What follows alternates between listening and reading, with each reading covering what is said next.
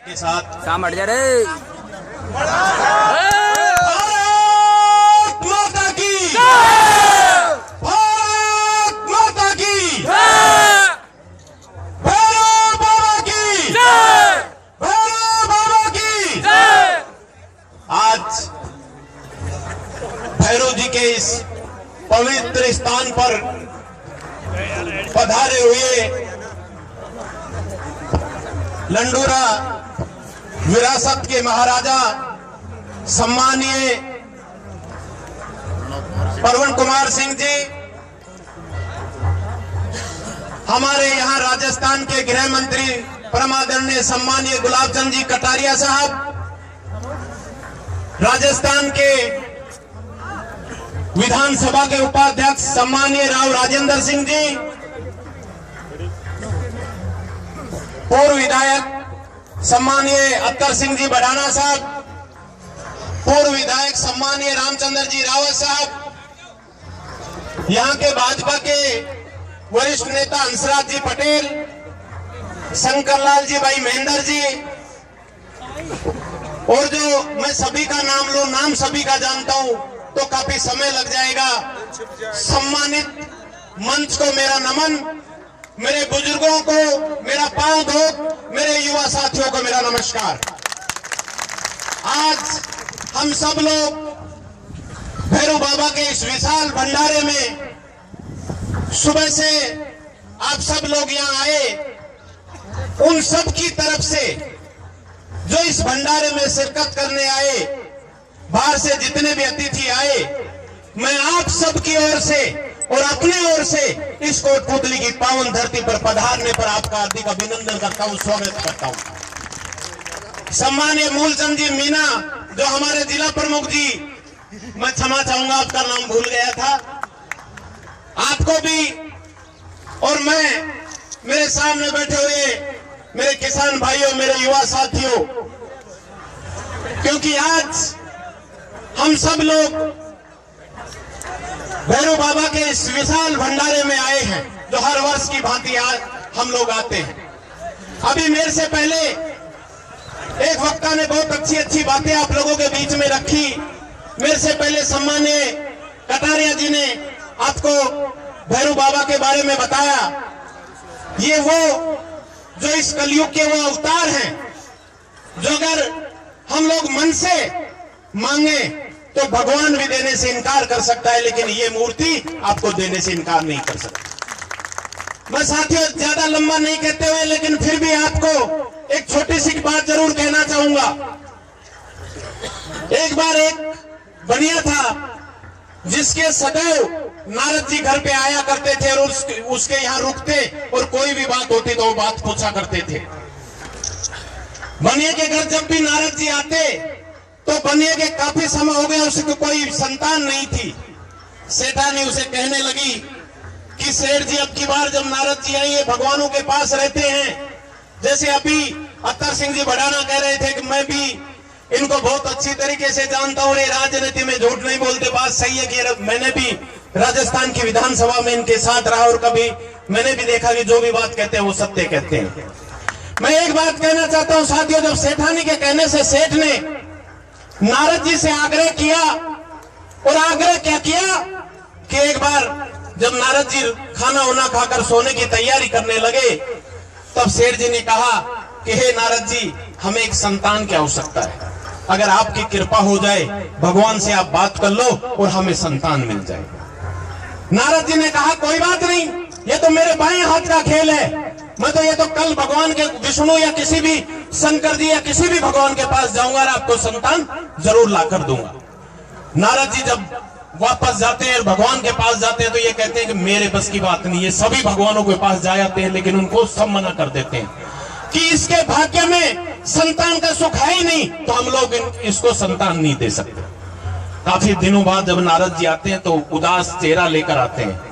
तब शेर जी पूछते हैं क्या हुआ, तो उन्होंने कहा भाई तुम्हारे भाग्य में संतान है नहीं और भगवान आपको संतान नहीं दे सकते। समय की बात थी कि एक रोज एक साधु जा रहा था और बड़े जोर जोर तरीके से कहता हुआ जा रहा था, एक रोटी एक बेटा, दो रोटी दो बेटा। एक दिन 2 बेटा दूंगा। कहना चाहता हूं किसान भाइयों, उस सेठानी से रहा नहीं गया मेरे युवा साथियों, और वो कहने लगी सेठ से कि मैं तो इसको 2 रोटी देकर आऊंगी। तो वो कहने लगा सेठ की जब सभी भगवानों ने मना कर दिया, अब तेरे भाग्य में संतान नहीं है तो तू क्यों फालतू में बात करती हो। लेकिन वो नहीं मानी और 2 रोटी लेकर और उस महाराज के पास चली जाती है, और महाराज ने जाकर कहते हैं तथास्तु तेरे 2 पुत्र होंगे। समय बीतता जाता है, कुछ समय के बाद में उसके 2 पुत्र रत्न प्राप्त होते हैं, और वो छोटे छोटे बच्चे जब आंगन में खेल रहे होते हैं, जब नारद जी आते हैं और नारद जी आकर उस बनिए से पूछते हैं कि एक बेटे किसके हैं। तब नारद जी कहता है कि भगवान आप ही की कृपा से ये मेरे ही 2 पुत्र हैं। जब नारद जी क्रोध में आ जाते हैं कि जब मैं भगवान के पास गया तब तो उन्होंने कुछ नहीं दिया,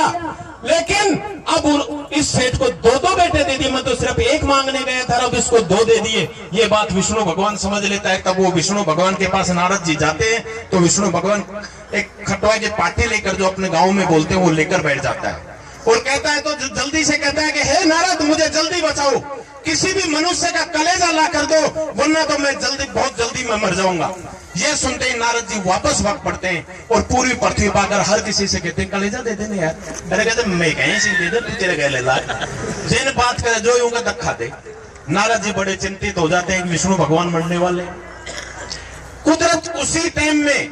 वो साधु वहां से आता हुआ दिखता है, और उसे वो साधु उस नारद से कहता है कि नारद क्या बात है, क्यों चिंता कर रहा है। तब वो कहता है विष्णु भगवान को कलेजे की जरूरत है और वो मरने वाले हैं। वो उसी वक्त चाकू निकालकर और अपना कलेजा चीरकर उस साधु के हाथ में दे देता है और कह देता है कि ले जा, ये तेरे बस की बात है, तू ले जाकर और उस विष्णु भगवान को बचा। तब वो नारद विष्णु भगवान के पास जाता है, तो विष्णु भगवान उस नारद से कहते हैं सुन नारद, हमसे भी बड़ा दानी है वो, जिसने देने के लिए कलेजा तेरे पास भी था, कलेजा औरों के पास भी था, लेकिन दान करने की किसी में शक्ति नहीं थी। अरे मेरे किसान भाइयों, जब तक आप लोग नहीं जागोगे, जब तक आप उन कुर्सियों पर नहीं बैठोगे, जब तक सदैव आप मांगते रहोगे, आपको जागना होगा। आपको अपनी शक्ति पहचाननी होगी, क्योंकि जब तक अपनी शक्ति को आप नहीं पहचानोगे, राजस्थान की उस बड़ी महापंचायत में जब आपका बेटा वहां जाकर नहीं बैठेगा, जब आप अपनी आवाज उठाना, लेकिन आपको कोई देने वाला नहीं मिलेगा, सिर्फ आश्वासन देने वाले मिलेंगे। मैं कहना चाहता हूं साथियों, युवा साथियों, बहुत समय बीतता जा रहा है। आने वाला समय इस कोटपुतली के 4 साल में ऐसे राज हमने देखे जो आज तक जब भी हम कभी बात करते हैं तो बड़े दुख के साथ कहना पड़ता है कि ये राज जो किसानों को सिर्फ हर हाल में अत्याचार करने का काम करता है, ऐसे राज हमने पहली बार इस कोटपुतली में देखने को मिला। बड़ा दुख होता है इस बात का कि वो राजनेता जो राजनीतिक रोटियां सेकने के लिए इस जनता के बीच में आ जाते हैं, लेकिन कुछ समय बाद उनको सिर्फ ये होश नहीं होता कि मेरी गरीब जनता की स्थिति क्या है, मेरी गरीब जनता क्या उसके ऊपर दुख क्या है, मेरे किसानों के ऊपर दुख क्या है, मेरे भाई जो कॉलेज में पढ़ रहे हैं क्या उनको कभी एक सीट बढ़ाने की भी बात करने वाले लोग यहाँ आते हैं। पहली बार देखने को इस कोटपुतली में मिला, ये भी देखने को मिला। आज सामान्य गृह मंत्री जी यहाँ बैठे हुए, एक बात कहना चाहूंगा आपके बीच में कि यहाँ जब अगर किसी का मर्डर भी हो गया तो पहली बार देखे कि आपके आला अधिकारी उस मर्डर को छुपाने के लिए भी राजनीति मैं कहना चाहता हूँ, सामान्य गृह मंत्री महोदय हम आपके पास गए थे, एक जाट का मर्डर हो गया था और उस मर्डर में आज तक उस मर्डर का पता नहीं चल पाया। ऐसी राजनीति इसको मैं आपसे मांग करना चाहता हूँ, सीबीआई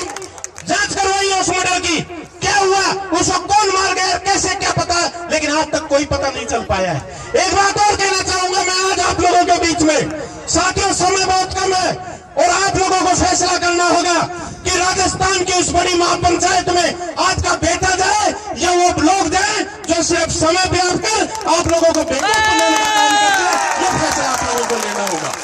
मैं ज्यादा लंबा नहीं कहना चाहूंगा साथियों, क्योंकि ये कोई राजनीतिक मंच नहीं, लेकिन इतना जरूर कहना चाहूंगा, जोश आपका, होश मेरा, मिलकर काम करेंगे इसको खुद हम सब मिलेंगे तो इसको कूदने में, विकास का नए आयाम स्थापित करेंगे। यही बात आप लोगों के बीच में कहना चाहता हूं। आप सब लोगों ने मुझे सुना, आपने बोलने का मौका दिया, आपने इतना सम्मान दिया, उसके लिए तहे दिल से आप सबको बहुत बहुत प्यार। जय जवान जय किसान, राम राम साहब। बोल भैरव बाबा की, भैरव बाबा के दरबार में